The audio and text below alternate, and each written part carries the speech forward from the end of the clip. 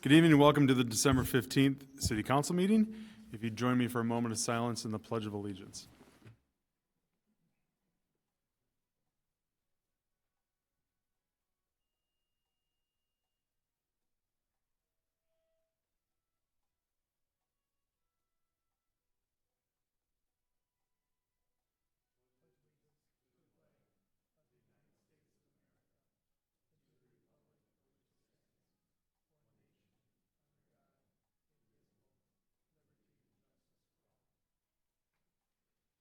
Okay, roll call please. Bermel, Here. Walter, Here. Lee, Here. Hellier. Here. Okay, moving on to item number 3, citizens' comments. This is an opportunity for citizens to address the council for up to 3 minutes. If you come on up, just state your name and address for the record, please. Welcome. Thanks very much for having me. My name is Phil Wilson. I live at 17320 Halifax Path in sunny Lakeville. I wanted to urge the council to oppose installing flock license plate cameras here in Lakeville. While these systems are often promoted as tools for safety, they come with serious and lasting risks. Flock cameras continuously collect and store data about where residents drive, when they travel, and how often, regardless of whether they are suspected of any wrongdoing. This level of surveillance erodes privacy and creates detailed movement records of ordinary law-abiding citizens. In addition, centralized databases of location data are vulnerable to hacking, unauthorized access, and mission creep, where tools introduced for serious crimes are later used for minor infractions or non-criminal monitoring. Communities across the country have seen how surveillance technologies can disproportionately affect certain neighborhoods and chill lawful activities, such as attending meetings, visiting sensitive locations, or exercising free speech. Lakeville should not normalize constant monitoring of its residents in exchange for a perception of safety. Public safety indeed matters, but so do civil liberties, trust, and the character of our community. Lakeville can invest the proposed $127,000 over 2 years in safety strategies that respect privacy, strengthen community relationships, and address crime without subjecting everyone to round-the-clock surveillance. Once this infrastructure is in place, it's very difficult to limit or roll back its use. I respectfully ask the council to reject the installation of flock cameras and to prioritize solutions that keep Lakeville both safe and free. Thank you. Thank you, Mr. Wilson. Any other public comments? Okay, seeing none, we'll move on to additional agenda information. Mr. Miller. Thank you, Mayor and Council. If it is okay with you, staff would propose to flip items 7A and B. So 7B, the North Creek Second Edition Preliminary Plat would go first, and then 7A, Dakota Waste Solutions Preliminary Plat Rezoning and Planned Unit Development would go second. Okay, sounds good. Anything else? Okay. Moving on to item 5A, Fire Department Retirement Recognition, and we'll turn it over to our Fire Chief, Mike Meyer. What everybody's here for.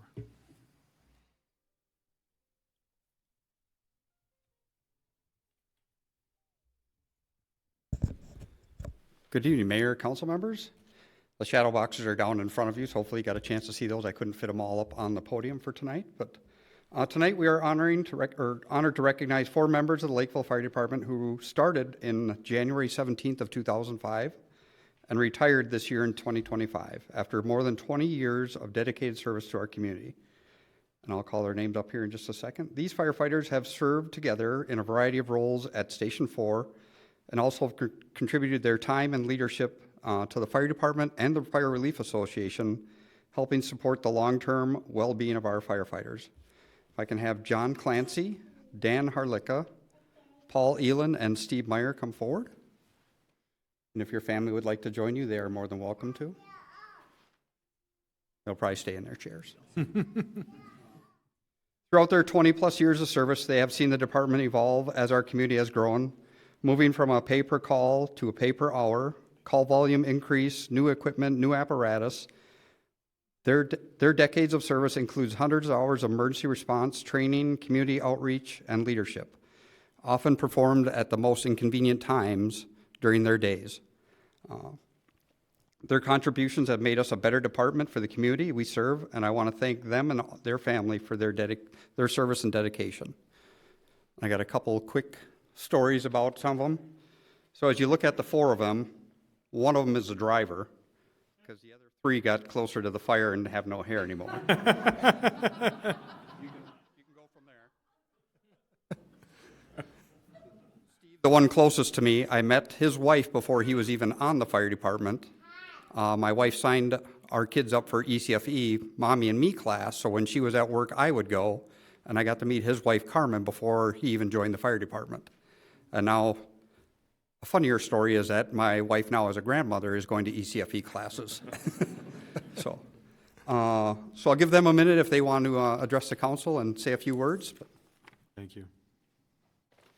I just got a few things. And first of all, I'd like to recognize Paul Miskimen, who's our other class of 2005 firefighter who's here. Paul, he should be up here with us, but he's more dedicated, I guess. And then just a couple thoughts. So having two kids that have gotten married in the past 3 years, I've learned that really no one wants to hear me talk more than a minute or two anyway, so I will keep this brief. I would like to say thank you to each of our families. They are the ones that have felt the interruption of the pager, and when we returned from any call, allowed us to continue with any activity or event like we were never gone. A special thank you to our wives, the glue that has kept this journey going the past 20 years. So thank you, Carmen, Crystal, Kim, and Paula over here. Having been off the department for the past 6 months, I've realized what an amazing group of individuals make up this team.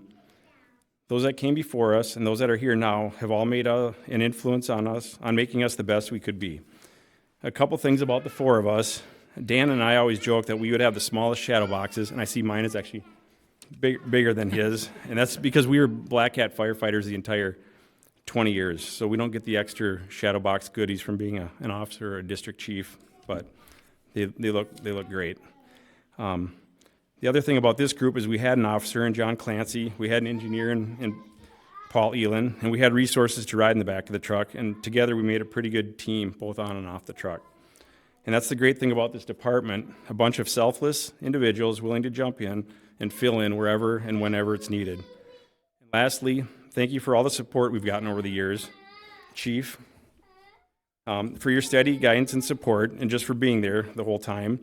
Terry and Tori, for always helping with the dumb questions, getting us to the right resource, and helping us with anything we forgot to do in a timely manner.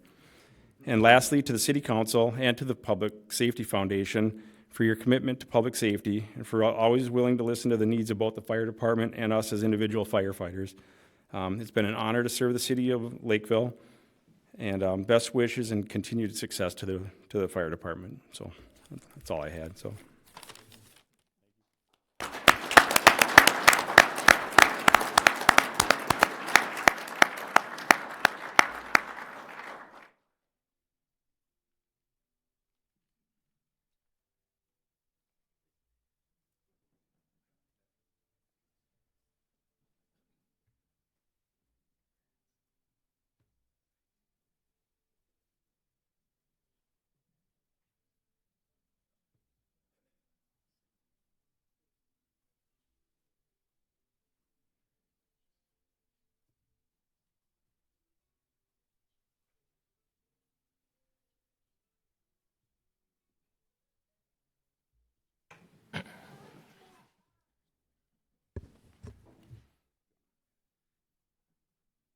You want to just display your shadow boxes so they can at least take a look at them?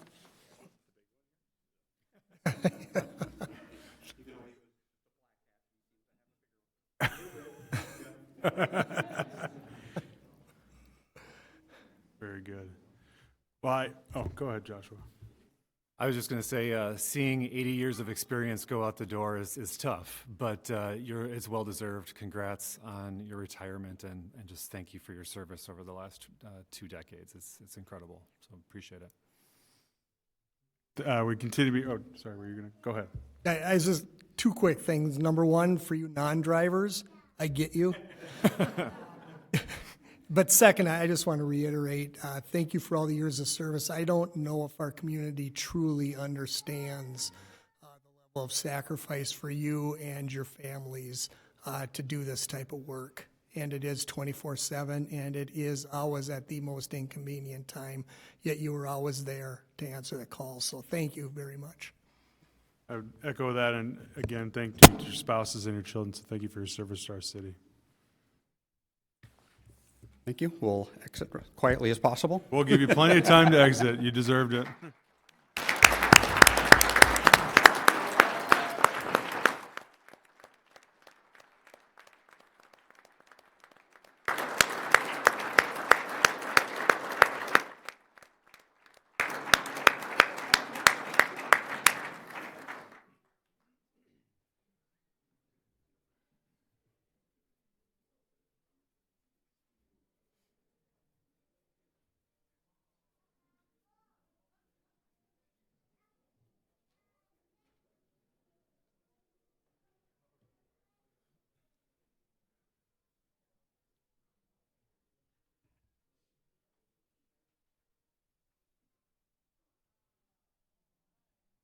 Okay, we'll move on to item B, a spotlight on hearth and home technologies. And are you going to cue this up before video or?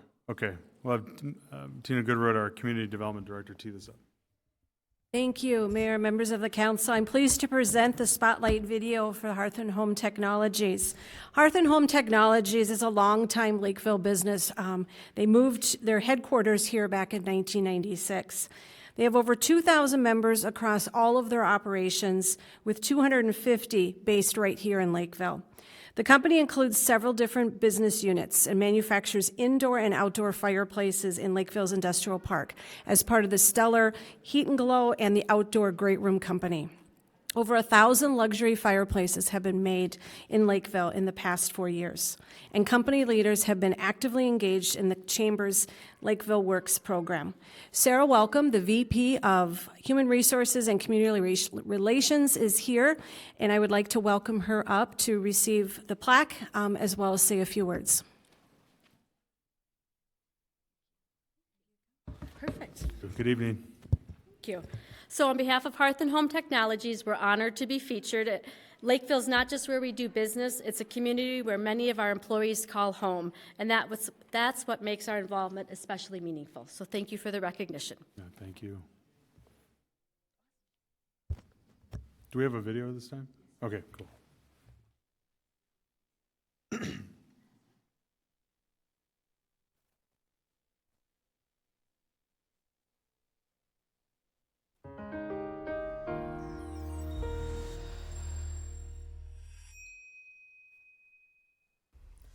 Hearth and Home Technologies, located in Air Lake Industrial Park near the intersection of County Road 70 and Cedar Avenue, has been operating in Lakeville for nearly 30 years. Hearth and Home Technologies is headquartered in Lakeville, Minnesota, and since we moved our headquarters here in 1996, it's really been an exciting place to grow our team and our operations so that we can deliver those fireplaces, stoves, and outdoor fire products to customers nationwide. Although the company has multiple locations throughout the United States, business operations are managed right here in Lakeville. Hearth and Home Technologies is made up of 4 different business units. We have our Fireside Hearth and Home, which is more of our retail space. We have our Fireplaces business unit, our Stoves business unit, and then our Outdoor Fire Products business unit as well. The business has increased its presence in the city over the last several years, growing beyond its corporate campus to include manufacturing in Lakeville. Hearth and Home Technologies is the largest manufacturer of fireplace and hearth products in North America. We have 3 facilities in Minnesota, 1 down in Lake City, 2 here in Lakeville. This facility houses Stellar, which is the luxury arm of the direct vent gas fireplaces. And then there is Outdoor Great Room Company, which does the outdoor products. The local Stellar by Heat and Glow location includes an innovation lab where members integrate cutting-edge fireplace technologies. Over 1,000 luxury fireplaces have been built in Lakeville since moving into its current facility in January 2022. You can find our products in many artisan homes, many famous national builders, but also really fun projects like the Viking Lakes Hotel or the Hershey School, and many, many more. Our products reach a wide variety of audiences, from consumers, homeowners, to home builders, remodelers, interior designers, and architects, both from a residential and commercial standpoint. And they find our products really with our extensive dealer network, including 5 of our own retail stores right around the Twin Cities area, Fireside Hearth and Home. The business employs a wide variety of jobs, including sales, finance, marketing, IT, human resources, and more. The core of the company's success is an empowering member-owner culture. I mean, one of the things I love about Hearth and Home Technologies is the fact that you always have a chance to give your perspective, right? Working as a part of this team, everyone throws in their weight, and working together we can come up with a product or a process that is better than what it was before, and it's really special to see something like that built up over time. Thank you to Hearth and Home Technologies for choosing Lakeville and continuing to invest in our community.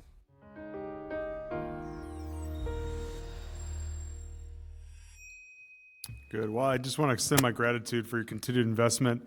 It's fun to see the manufacturing sector in Lakeville continue to grow. I'll just say, selfishly, I would not have survived this last weekend without my Glove fireplace. So thank you for taking the edge off in our living room. So, I don't know if Council had anything to add. Okay, very good. Thank you again. We'll now move on to item 6, our consent agenda. These are more routine items for the council to review. Mr. Miller, anything you wanted to highlight? Thank you, Mayor. Council, item 6H is a resolution accepting donations from customers of Lakeville Liquors. Last month, our customers donated over $28,000 that's going to go toward the Yellow Ribbon, Beyond the Yellow Ribbon campaign. I'm very appreciative of that. Item 6N is a resolution amending the Lakeville Fire Association bylaws relating to the pension levels and vesting schedule and establishing a state aid allocation agreement. This was discussed at a recent city council work session, and so we're appreciative of the cooperation that we have with our Relief Association, which is the retirement account for our paid-on-call firefighters. Item 6O is Compass Rail Lakeville LLC and Metropolitan Airport Commission Comprehensive Plan and Zoning Map Amendments. This will help facilitate the construction of a rail storage facility in the industrial park. And then item 6W is the adoption of the 2026 legislative priorities, which were discussed at the last work session, and we did add an item related to EMS funding. That's the one change from the work session. So. Okay, very good. I'll just say it's a little anticlimactic on item O, something we've been talking about for 10 years on one of the final steps to really make something happen. Well, we still have some more work to do. Yeah, I get it. Yeah, I get it. There will be more time for you to have a greater talk about it. So. Yeah. Council, any items that you want to highlight or pull for further discussion? Councilmember Lee? I'd like to pull item 6G from the consent agenda for further discussion. Okay. Any other items? Okay.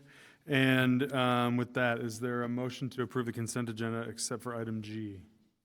I move to approve the consent agenda with the exception of item G. Is there a second?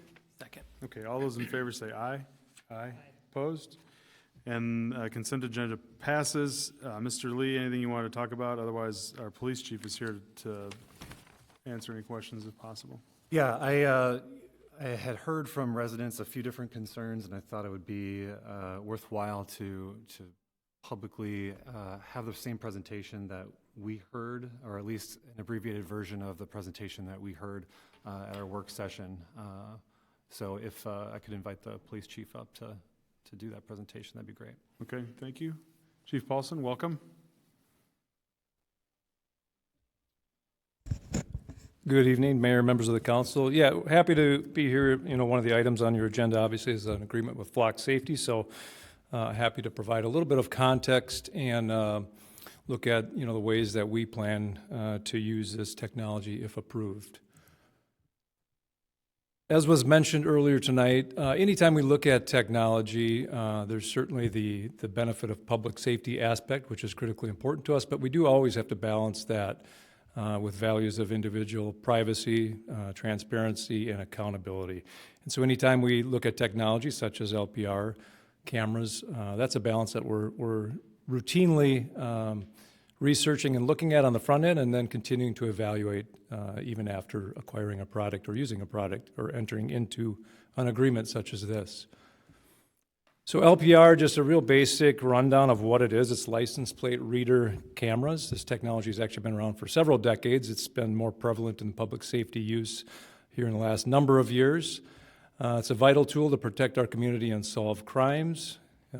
These are in the landscape of what we're looking to do here. These are fixed license plate reader cameras on various poles throughout our community, mainly major roadways, ingress, egress, places with high traffic. And these cameras pick up certainly license plates and potentially other identifying information on vehicles. They help locate criminal stolen vehicles, missing persons, Amber Alerts, investigate crimes, just to name a handful of things. How will Lakeville PD use this technology if approved? Our proposal is to put 20 fixed LPR cameras across the city, again at various ingress and egress routes. These camera locations are not private, they will be public. We are required to report to the Minnesota BCA the number of cameras we have and where they are located, so these are not, there's no intent to covertly place these cameras around town. Again, they capture vehicle-related data only, nothing involving people or persons inside of those vehicles. And they enhance real-time incidents and also post-incident. So maybe just a quick example of both. A real-time incident would be maybe a vehicle passing by one of those cameras. It would alert, maybe hitting against a missing person database. Officers out on patrol would get that alert in their squad cars. They would be able to respond to that area, look for that vehicle associated, and hopefully locate and find that missing person. It would be no different than an officer manually running that plate in their squad car. They'd be driving around and seeing that same vehicle. They would get the same alert, still have to do the same human verification. Does this look like the vehicle that I'm looking to stop? Do the various checks to verify information like that. It would function much the same way, just at a much larger scale, obviously. And then post-incident, this is more related to criminal investigation. So say we had a series of residential burglaries in town, and we knew that on every one of these, people reported seeing a red vehicle with a missing rear hubcap. We could go into this system as long as it was in the 30-day window, enter that identifying vehicle information, and potentially look at LPR data to try to identify that vehicle by license plate or other identifying information to further locate that vehicle. So that's just an example of kind of a post-incident use from the investigative side. As we look at the privacy and the transparency and the use of this, there are many guardrails in place for the use of LPR systems. Number one, Minnesota has a state statute designated 2 automatic license plate reader cameras. Specific statute just for that governs the use, reporting requirements, policy requirements. The second point there is a mandated policy that an agency is required to have if you have these cameras out in your communities, which we would. One of the reasons we like flock safety, there are other vendors out there. One of the things I think they do really well is on the transparency side with a public dashboard that's specific to Lakeville. It's a portal where people can see what types of notifications we are interested in viewing, any members or any cooperating agencies that we're sharing information with, how many hits that camera or those cameras have received, how many searches we've done on the back end. So it's a very transparent portal that's accessible to the public. I mentioned before the BCA reporting, which we're required to do. And then on the bottom there, a biennial audit, an outside company that comes in, looks at our use, looks at our searches, make sure we're following policy and statute. On the data piece, state statute requires no more than 30-day retention. On the right there, we would limit that to state statute says 60-day retention. We would limit ours to 30-day retention and then an automatic deletion after that, so long as it was not tied to an active investigation. Again, no facial recognition, vehicle identifying information only. All of these cameras are aimed towards public roadways, things that right now you could see with your own eyes if you were standing on the side of that roadway. All data belongs solely to the City of Lakeville and Lakeville PD. So any release of that would have to be authorized by us. We get to determine what agencies we share with. If a request is made through a data privacy request, We follow our state statute to govern any release or lack of release of that data. And then again, it's governed largely by policy 13.824, which is Minnesota's data privacy statute specific to law enforcement data. And then on the sharing side, another thing that we believe Flock Safety does very well is it really allows us a lot of different parameters to share or to not share with other law enforcement agencies. Collaboration amongst law enforcement is vitally important. That is a key piece of what we do. Whether it's criminal acts or missing people, they don't operate in a vacuum of jurisdictional boundaries all the time. So we're constantly sharing information with other agencies, and they're sharing with us also. But we want to ensure that that information is shared in a way that it meets the needs of public safety and law enforcement and criminal activity. And that by allowing us to determine who we share with, we can certainly put some safeguards in place by doing that. That's kind of the overall highlights, but happy to answer any questions that you have here tonight that weren't answered at the work session or you'd want repeated here. And as always, any members of the community that have specific questions, we're available and as transparent as we can be to respond and answer one-off questions that may come up as well. So. Okay, thank you, Chief. Council, any comments, questions? Councilmember Lee? I want to relay a couple of questions that I've heard from folks. One is this tech being used already regionally, and which agencies are already using this? It is being used regionally, and I know Flock is probably the largest vendor out there, certainly in our region. I believe they have over 80 agencies in Minnesota and several thousand nationwide that they have agreements with, including several in Dakota County and some of our neighboring jurisdictions as well. Thank you. Thank you. You did mention this already about ingress and egress, but just to clarify, that basically means the major arteries of our city, so 35, Cedar. Do you want to clarify any more about what that means? Yeah, so major ingress and egress, just, people kind of entering and leaving our community.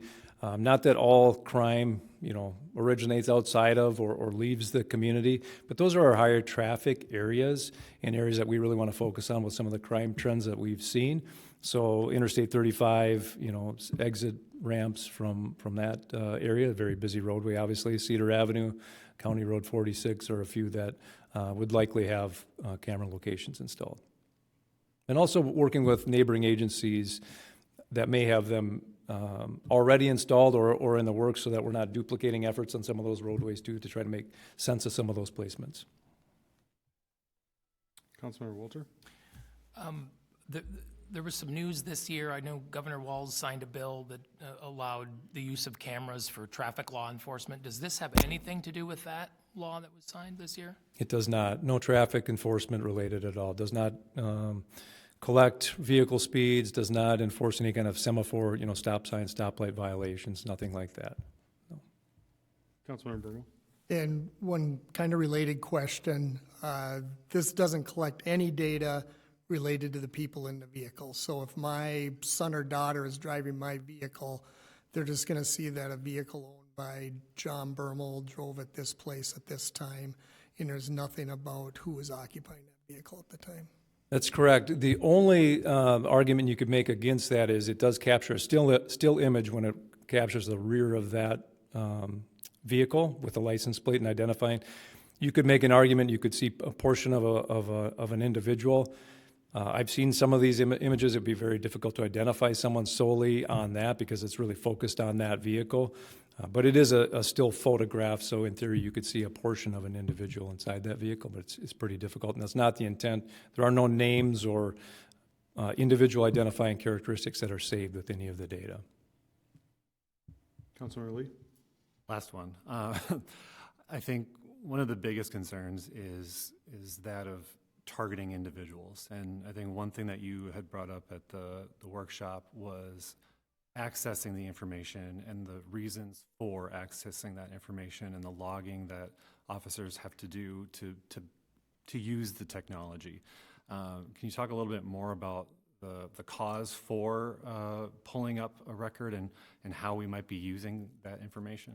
Yeah, so you're talking more on the back end of enter the database, the repository in that 30 days to look for information. So the officer would be required to enter a case number or an incident number and, you know, the type of investigation. So you couldn't just enter a license plate and no other identifying information of why you're doing that search. It has to be tied to an active criminal investigation or incident or a missing or endangered person.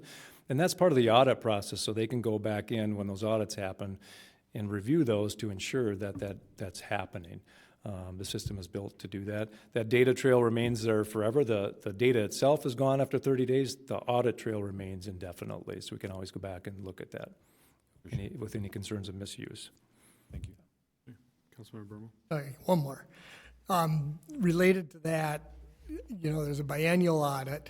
Is there any kind of supervisory audit that's just like, hey, I'm a sergeant and I'm going to check what my folks have been looking at over the last couple of days? Yeah, for sure, especially on the front end as we do training and onboarding. We will have an internal gatekeeper, so to speak, that does the bulk of, you know, if someone wants to enter in an agreement, a data sharing agreement with us, that person will be the one to review that or include other members of our command staff to do that. That's a lieutenant. But they will also be in charge of training, which includes some audits on the front end, much like we did with body-worn camera a number of years ago, new technology, just to make sure it's all being used appropriately and, you know, searches are being done appropriately. There's a lot of information, private information that comes out of our body-worn and fleet cameras, and we want to ensure that it's all being used in a manner consistent with policy and state statute, for sure. Council, any other comments or? A comment. I want to thank those that have raised privacy concern issues with this. I think that's really important for all of us in this day and age with the digital footprints and all of that. It's something we all need to be mindful of and aware of. In this case, I'm confident the state has put in place guardrails on this. The legislature had extensive debate. We're by far. Although I'd like to say we're an early adopter in something, that's not the case here. This is widely used. I think the protections are in place from a privacy perspective. So and we've had so many examples, whether it's an Amber Alert or a Silver Alert, or whether it was the assassination this summer, where I think this technology was helpful in apprehending a suspect. I think there's a definite case for these, and I'll be supporting this. Councilmember Berman. Yeah, and the only other comment I would have is, I mean, no crime is local anymore. It's all regional, and I think we have a responsibility to be good regional partners in addressing issues that people come from other communities and do here, and people come from here and do other places. And law enforcement is no longer just a little, we're going to operate within our jurisdictional boundaries. We operate all over the metro and probably beyond. So I think this is a good measured way. We've learned from other systems that have been put in place how to do proper controls, and from everything that I've seen, I think the controls are proper here, and this will allow us to be a good regional partner. Any further comments or questions? If not, I'll take a motion. Councilmember Walter. I move to approve the master services agreement with Flock Group Incorporated for 20 license plate reader cameras. Okay, is there a second? Second. Any further discussion? Okay, roll call, please. Walter. Aye. Lee. Aye. Hellier. Aye. Bermel. Aye. Okay, very good. Moving on to item 7B, North Creek Second Edition preliminary plat, and we'll turn over to our Community Development Director, Ms. Goodroad.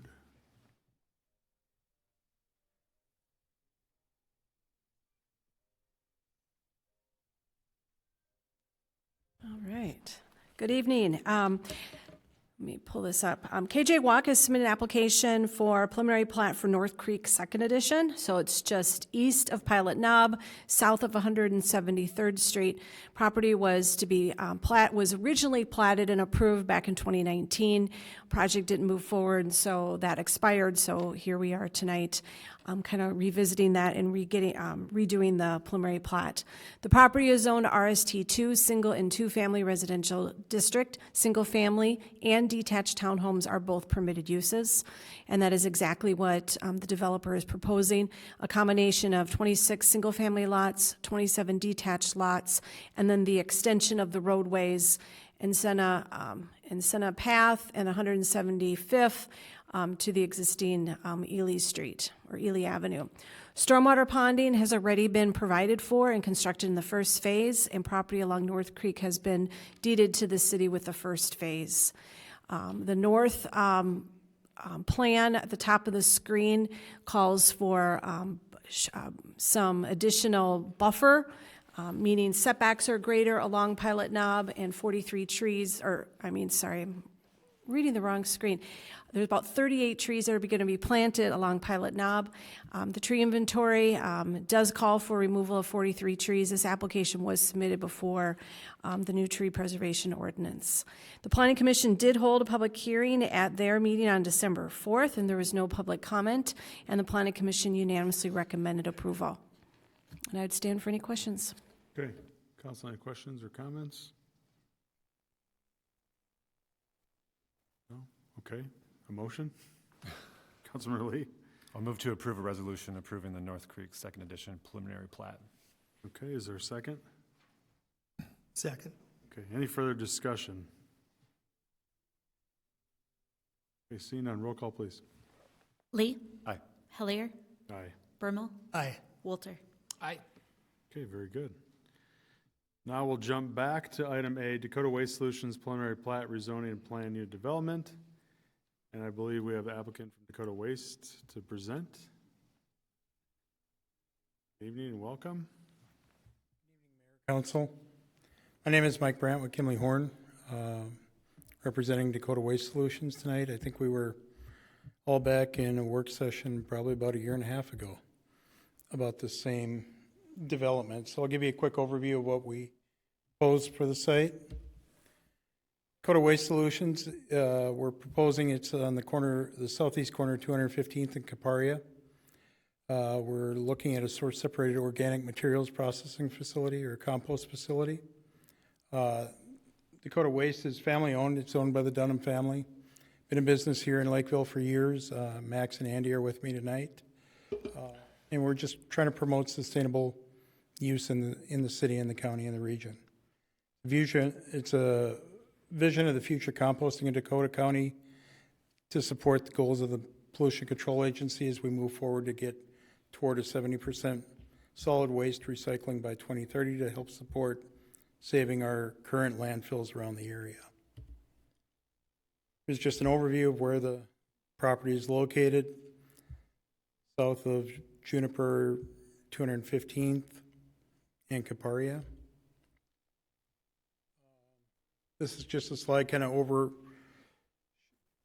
stating the importance of recycling with MPCA guidelines. You know, organic waste is about a third of our waste stream in the current landfills, and we're trying to take our majority of that waste out of the landfills and bring it to a more usable use. Some of the materials that we'll collect at the site will be fruit, vegetables, raw and canned, prepackaged foods. There will be a yard waste. We'll take grass clippings, leaves, garden waste, and tree branches. Cooked meat, there'll be a small portion of cooked meat that are in the prepackaged containers that we recycle. Only about 5% of total food waste will be meat. It'll be source separated organics that will be separated at the facility prior to coming to the site. Dairy, cheese, and bread products will be limited to only 5% by weight max. There will be a small amount of manure waste, 20% by weight max, just due to being mixed in the yard waste or some bedding material that comes from State Fair or other farmers. So I have a question for you about the grass clippings.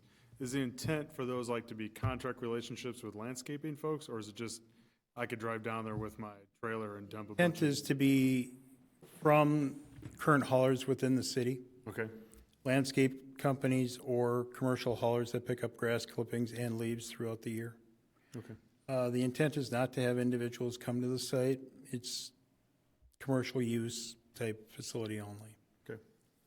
One of the important things that we're trying to limit is not to be bringing in raw meat, raw fish, bulk milk, ice cream, cheese, bread, brewer's yeast, manure, liquid products of any volume. That really creates problems in composting at these types of facilities. Trying to limit the amount of food containers and large amounts of cardboard or paper. There will be some of that, but that will all be recycled. Specifics about the site's about 37 acres in size. There will be 4 buildings. There'll be 2 wood recycling buildings where just to the north of 215th, the current wood processing facility will move to the south as well. There'll be an in-vessel composting building and then a processing building prior to that. There'll be 3 storage areas of the finished compost. Yard waste and wood chips will also be stored under cover, and a curing area that will be open once the compost is cured out prior to being separated into finished composting. There will be a truck weighing area with the scale house, some trailer parking, distribution area, and stormwater facilities on the site. Here's the overall site plan. In the northwest corner where you see Lot 2, Block 1, that will be the wood processing area. There'll be 2 hoop buildings with the wood processing. One will be raw and one will be the finished wood shavings. In the center of the site, you will have the processing building. That's where the raw waste will come in on the west end of the building. It'll be stored in the building, and then it'll be depackaged by a process, and then the mixing process for the composting will begin, where the recipe, for lack of a better term, happens. You take the raw vegetables and the waste, you bring in the yard waste, and you get your composting started, and you start bringing that up to temperature. From that building process area 1, that'll go to the process area number 2, which is the larger in-vessel processing of the compost. That's where it'll be stored, put in windrows, certified in the windrows. It'll be mixed, air will be added to it. It'll increase that composting time, all under a cover in a negative pressure building. So the air will be sucked out through a biofilter to contain all the odors as much as possible. Areas 3 and 4 are the yard waste and the finished compost area. Once it's cured and been, after about 4 weeks, brought up to temperature, it then can be moved outside and just stored to kind of come down into temperature before they sort out, because there's still some sifting of larger material to come out of the compost. The wood processing facility just will take the large trees. They take scrap pallets, scrap lumber from window manufacturers and other processes throughout the city to make animal bedding and furnace and pellets. There is a small amount that you just cannot do anything with. It's not suitable for bedding. You can't make wood burning from it. So that material will also be used to compost as well. The food storage processing, the food waste will be delivered, via truck to the processing building, be removed. They have quite an automation of a depackager that they will take metal cans, plastics, run it through a machine that will sort the plastics out, sort the water out, and sort the food out, and separate those, and those materials will all be recycled throughout the facility. This is a typical hoop building. That's where the wood shavings, the wood processing, and the yard waste will typically be stored, along with the process building. We propose to use a hoop building of this sort just because of, one, the height clearance and the resistivity of it to indoor moisture. Just helps with containing all that. The building will be sealed, and they're also, with the processing building, that will also have negative pressure and be filtered through a biofilter as well. In vessel composting, instead of just taking a static pile and dumping the compost outside, These will be accelerated. You can do it in smaller containers. These will be in a greenhouse type building that'll be windrowed, and they will have water collection below them, along with blowing air through the system as well to keep optimal moisture, temperature, and oxygen levels in the individual windrows to speed up that compost. It takes approximately 4 weeks in that building to make compost. Why we use covered vessels, why we're using a vessel process, one, the PCA is really liking it a lot better. It controls odor, controls the moisture. A lot of the concerns that people have from composting is odor and environments. This helps with that control. That's why we're doing it. The PCA, with them implementing in-vessel composting, they claim their calls have gone down drastically with this type of process. You know, typical concerns are the smell. That's why we're doing things indoors with the biofilters, negative pressure, noise.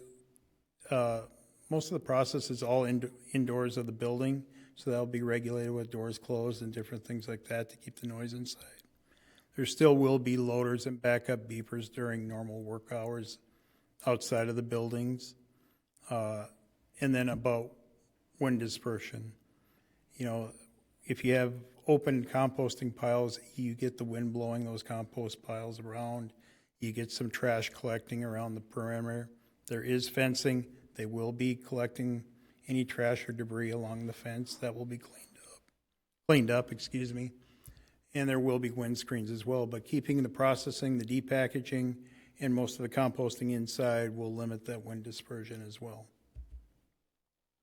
This is what that in-vessel building will look like. It looks like a glorified greenhouse in essence, with the plastic panels, plastic roof.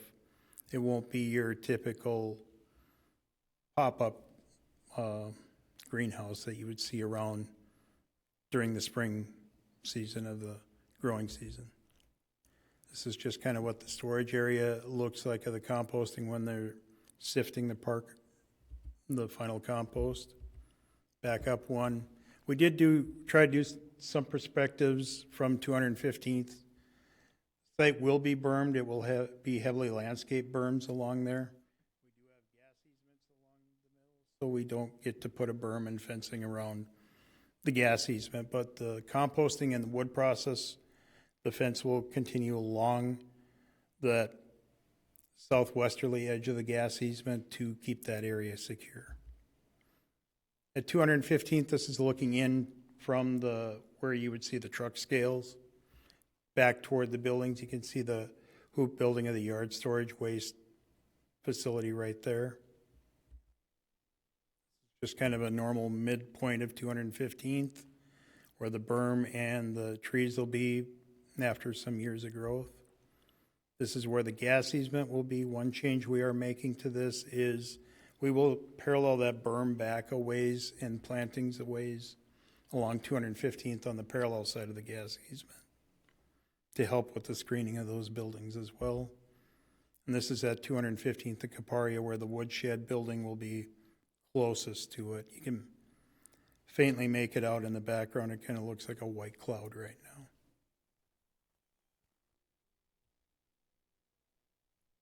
To summarize, you know, we're excited to expand the horizons of the composting and be continuing the business in Lakeville.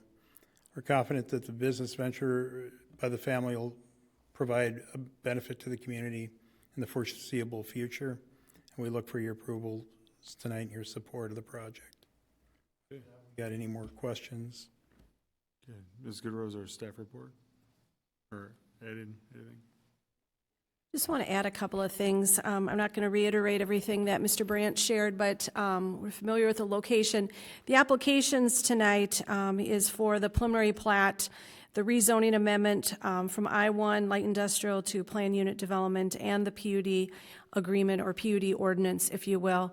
That ordinance, we went the route of the plan unit development to really help us create opportunities for flexibility and also respond to the unique uses without necessarily adding those uses to the I-1.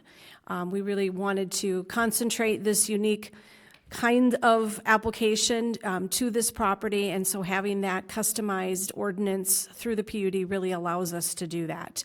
It also allows us to really create performance standards. So there's a lot in that ordinance regarding hours of operation, building types, odor control, the trailer parking, future permits, consistency with those permits, follow-up with those permits through the allowed materials and reporting. There is a second step to the PUD process, which is the final PUD plan. That occurs during the final plat and the development contract, and then we will review final building elevation. So we haven't truly given final approval for the composting building. We understand what the applicant would like to do, but we wanted to have more information just about how that building would be constructed, the durability of it, and so forth. So the PUD ordinance does call for final approval of those building types through that final stage PUD. But overall, it's been an effort, a good effort in working with the family as well as Mr. Brandt on this process. The work that it's taken to get the permit applications to the state has been immense. If you want to see one of the applications, it's on my desk. It's about this thick. So a lot of effort has gone in by this family and commitment to do this project.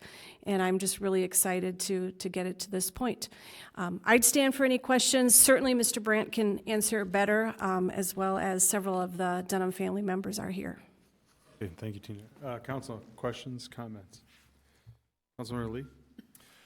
Well, thank you both for the presentation.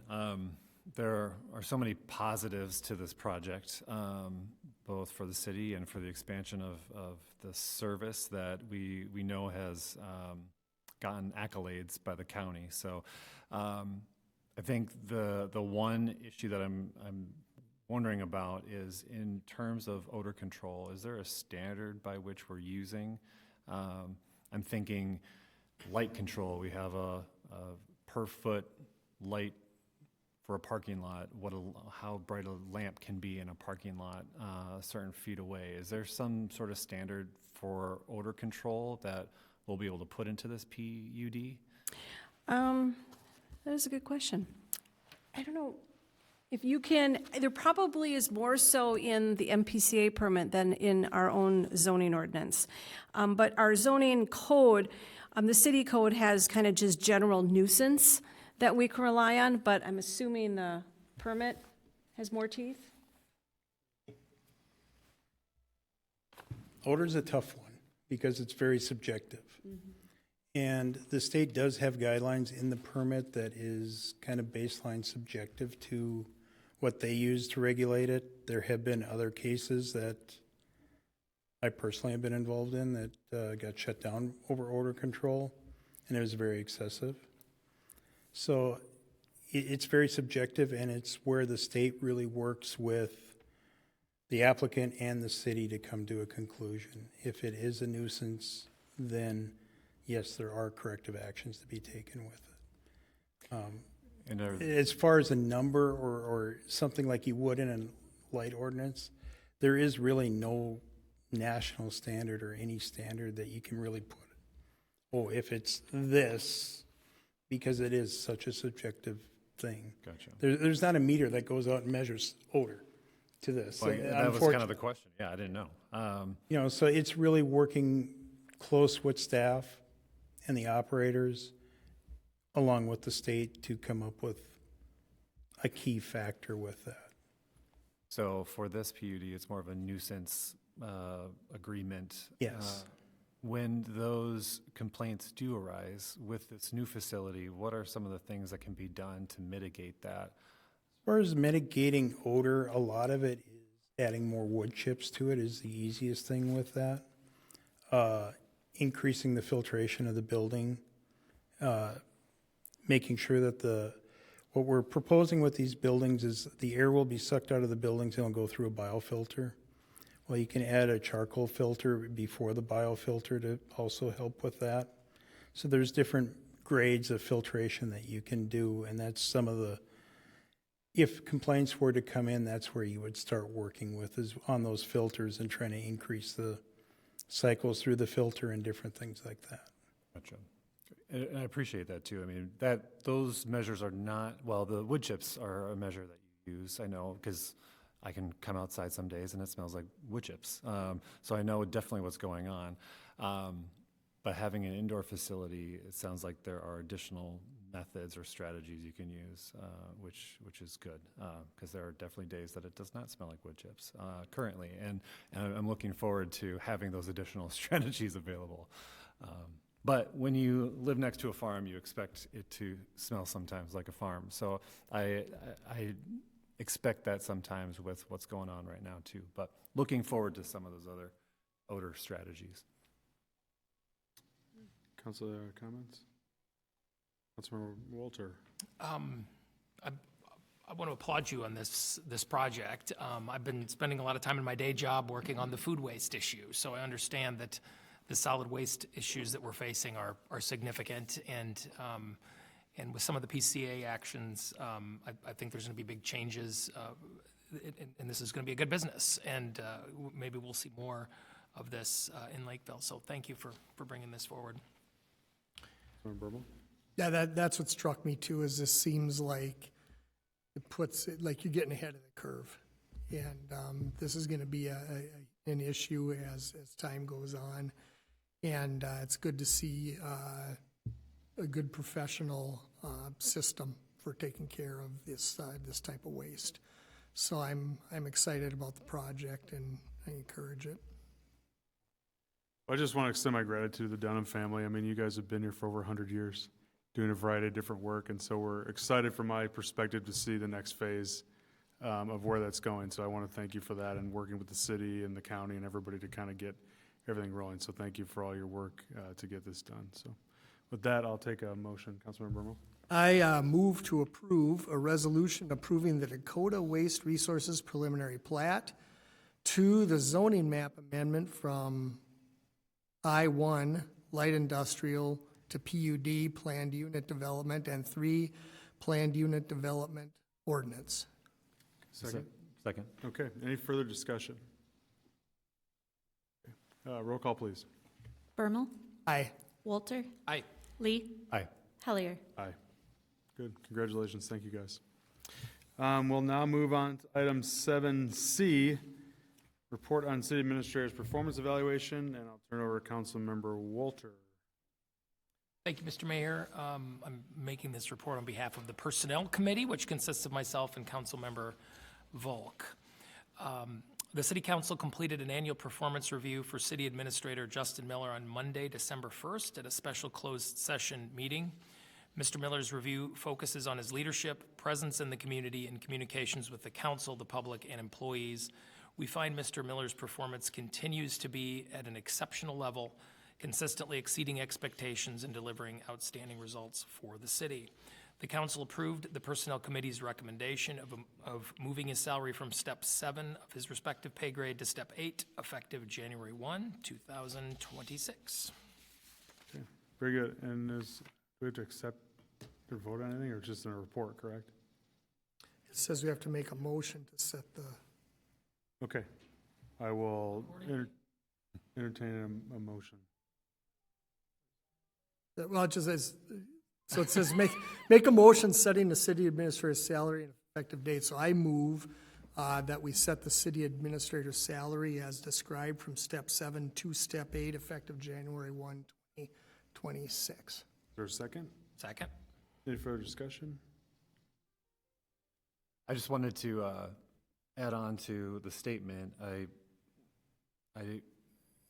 Mr. Miller's performance is exceptional on a lot of different levels, from a management standpoint, from ensuring that the legislative priorities that we set each year are accomplished in a timely fashion.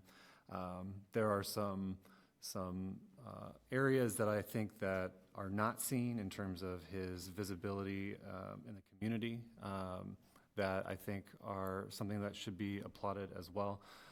And so I wanted to add a little more context that I'm very pleased with the performance evaluation, but wanted to thank him myself that we're very happy to have you as our city administrator, and this is well deserved. Second that. Roll call, please. Walter? Aye. Lee? Aye. Hellier? Aye. Bermal? Aye. Okay, very good. Any unfinished or new business? Okay, seeing none. Our next city council meeting is January 5th, 2026. Our next work session is January 26th, 2026. And with that, I'd like to wish those on their second night of Happy Hanukkah, a Merry Christmas, and a Happy New Year to all. And with that, I will take a motion to adjourn. So moved. Second. All those in favor say aye. Aye. Aye. Opposed? We're adjourned.